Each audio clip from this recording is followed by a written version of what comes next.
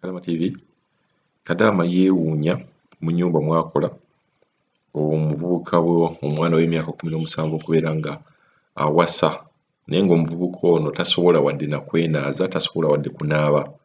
Kugamba akyalimu obuto bungi, talina ky'asobola kukola naye embaga egendagenda mu maaso. So Kadaama akyewuunya. Kawuliyo kyazaawukana naye ye nga ye akyewuunya okubeera nga omuntu atalina ky'asobola kwekolera mu nsi bamuwadde omuntu ng'oyo.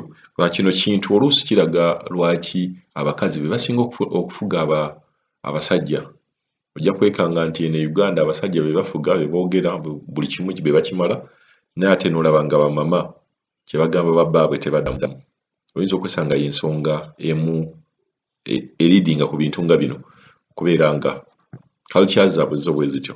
Naye ka tuwulire Kadaama ye ky'agamba ku kintu kino. Ku Kadaama TV wasiibyo gyasebwa gyebala emirimu webale tuweereza.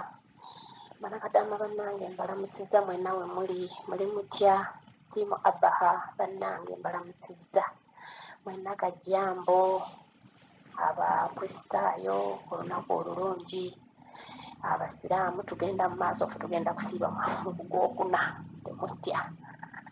Kaakati mukulu Kadaama TV kye mbadde ngezaako okugamba nti bannange abantu bawano mu mukulu Kadaama TV tebategeererako ddala bannange. Gw'omanyi omwana myaka 17 omunoonyeza omukazi, nze bannange kyampangudde wano mu maka wano. Omwana okusaala obusaazi bamujja mu buliri, okusoma obusomi omufaliso bagutwala mu ddiiro gy'asomera ku ssimu gyemuteera ne blanketi ne yeebaka mbu asoma.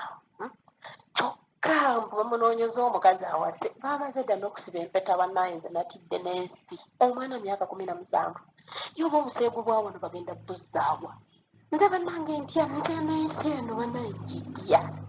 Omwana myaka 17 ng'omunoonyeza mwana munne. Nze natidde n'okutya bannange. Gw'omanyi nti n'empeta baagisiba dda. Kyokka omwana n'okusaala obusaazi agannya bunaalongo bamujja mu tulo nga tayagala kuzuukuka. Okunaaba ayinza okumala omwezi ng'omwana tanaabangako. Kyokka mbu bamunoonyeza mukazi awase ng'agenda awasa biki ebyo. Talina mulimu akyasoma simanyi bannange. Abantu beeno balalu bannange, abantu beeno balalu.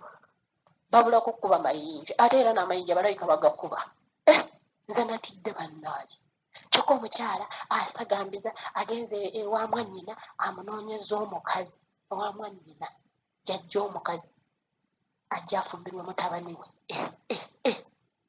Bannange nze nakitunudde ngamba bannange bano abantu mukulu Kadaama TV kyampangudde. Yagenda kuleeta omwana wa mwannyina ssebajja afumbire mutabani we mu maka. Naye omwana atasobola na kunaaba ng'omuwasizza omukazi. Omwana gw'okkako n'okusaala nga tasobola kwetwala ku musaala n'asaala omala kumufiirako omuzukusa emirundi nga 8 mbu naye omuleetera omukazi awase. Bannange era Uganda yaffe yo nnungi nga bwenkomezza. Kubanga omwana myaka 17 aba awasa biki? Yagenda kumuggyawo omukazi gw'agenda okuwasa. Ani akkiriza omukazi awafumbirwa omwana we myaka 17 nga maama we ng'akkiriza okuggyako nga beewagudde ne badduka? Nze natidde. Kiri wano bannange, kiri wano. Omwana myaka 17 bana Kadaama bannange mwali mukirabyeko ewammwe mu biyumba eyo gye mukola. Omwana myaka 17 nga bamuleetera mukyala awase. Mukola Kadaama TV ye n'ensinfu. Bannange twandibadde twanguwa na kugivaamu Mukama ono atteeremu obwangu tuveemu tudde ewaffe. Mukulu Kadaama TV bale tuweereza nsigadde nga nze Fatuma wano Abaha ttiimu Abaha Gajjambo.